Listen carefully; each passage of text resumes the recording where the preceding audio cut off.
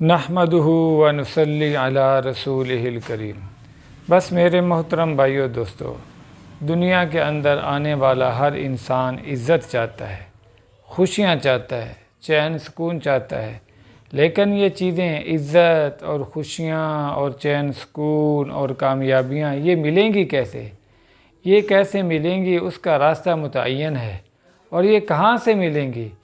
ان چیزوں کو اللہ جل شانہ نے جہاں رکھا ہے یہ وہاں سے ملیں گی۔ اب ہر آدمی چاہتا ہے کہ مجھے عزت ملے، اب عزت کیسے ملے گی؟ اس کے لیے ایک واقعہ آپ کی خدمت میں عرض کرتا ہوں کہ حضرت عمر رضی اللہ تعالیٰ عنہ ایک مرتبہ ملک شام تشریف لے گئے، تو وہاں یہ 3-4 روایتوں کا خلاصہ ہے جو حیات الصحابہ میں یہ جو روایات لکھی ہیں مولانا محمد یوسف رحمۃ اللہ علیہ نے، ان روایات کا خلاصہ میں آپ کے سامنے عرض کر رہا ہوں کہ جب حضرت عمر رضی اللہ تعالیٰ عنہ ملک شام تشریف لے گئے تو وہاں بڑے بڑے لوگ ان کے استقبال کے لیے تشریف لائے ہوئے تھے، اور وہاں کے غیر مسلم لوگ بھی بڑے بڑے جو عہدوں کے اعتبار سے بڑے لوگ تھے وہ بھی ان کے استقبال کے لیے آئے ہوئے تھے۔ تو اس وقت جو ملک شام میں گورنر تھے وہ حضرت ابو عبیدہ بن جراح رضی اللہ عنہ تھے، وہ مسلمانوں کے گورنر تھے، تو وہ بھی حضرت عمر رضی اللہ عنہ کے استقبال کے لیے آئے ہوئے تھے۔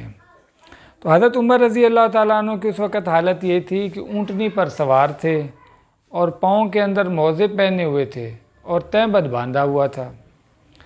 آتے آتے راستے میں ایک پانی کا گھاٹ آیا، کچھ پانی آ گیا۔ اب حضرت عمر رضی اللہ عنہ نے کیا کیا کہ موزے اتارے اور کندھے پہ رکھ لیے اور اپنا تہبند اوپر کیا اور اونٹنی کی جو ہے نکیل پکڑ کر پانی کے اندر سے ہی گزر گئے۔ تو حضرت ابو عبیدہ رضی اللہ تعالیٰ عنہ نے عرض کی، امیر المومنین آپ کے اس عمل سے مجھے خوشی نہیں ہوئی۔ میں اپنے الفاظ میں یہ کہہ رہا ہوں کہ انہوں نے یہ سمجھا ہوگا کہ یہ دیسی لوگوں کا انہوں نے کام کیا ہے، اتنے بڑے بڑے سردار اور اتنے بڑے بڑے مالدار قسم کے لوگ یہ حضرت عمر رضی اللہ عنہ کے استقبال کے لیے آئے ہوئے ہیں اور یہ کیسا سادہ سادہ کام کر رہے ہیں، پانی کے اندر سے ہی گزر رہے ہیں۔ تو حضرت ابو عبیدہ رضی اللہ عنہ نے عرض کیا، اے امیر المومنین آپ کے اس عمل سے مجھے خوشی نہیں ہوئی۔ اس وقت حضرت عمر رضی اللہ تعالیٰ عنہ نے ایک جواب دیا، اے ابو عبیدہ اگر تیرے علاوہ کوئی اور یہ بات کہتا تو میں اسے ایسی سزا دیتا کہ قیامت تک امت محمدیہ کو اس سے سبق ملتا۔ پھر فرمایا، اے ابو عبیدہ کنتم اقل الناس، اے ابو عبیدہ ایک وقت تھا تم بہت تھوڑے تھے، وَأَذَلَّ النَّاسِ اور بہت کمزور تھے، تمہاری کوئی حیثیت نہیں تھی، فَأَعَزَّكُمُ اللَّهُ بِالْإِسْلَامِ تو اللہ نے تمہیں جو عزت دی ہے وہ اسلام کی وجہ سے دی ہے۔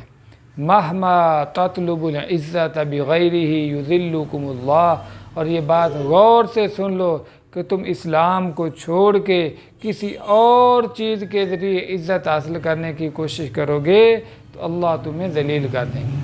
اب یہ حضرت عمر رضی اللہ تعالیٰ عنہ کا قول ہم سب کے لیے اس میں سبق ہے۔ ہم سب عزت چاہتے ہیں، تو عزت اللہ نے کپڑوں میں نہیں رکھی، اللہ نے گاڑیوں میں نہیں رکھی، کوٹھی بنگلوں میں نہیں رکھی۔ اب جو ان چیزوں کے اندر عزت تلاش کرے گا تو حضرت عمر رضی اللہ تعالیٰ عنہ کے فرمان کے مطابق اس کو کیا نصیب ہوگا؟ اس ذلت اس کا مقدر بنے گی۔ اگر ہم عزت چاہتے ہیں تو عزت اللہ جل شانہ نے اسلام میں رکھی ہے، اسلام کے اندر ہی ساری عزت ہے اور اسلام کے اندر ہی ساری خوشیاں ہیں اور چین سکون اللہ نے سارا کا سارا اپنی اطاعت اور فرما برداری میں رکھا ہے۔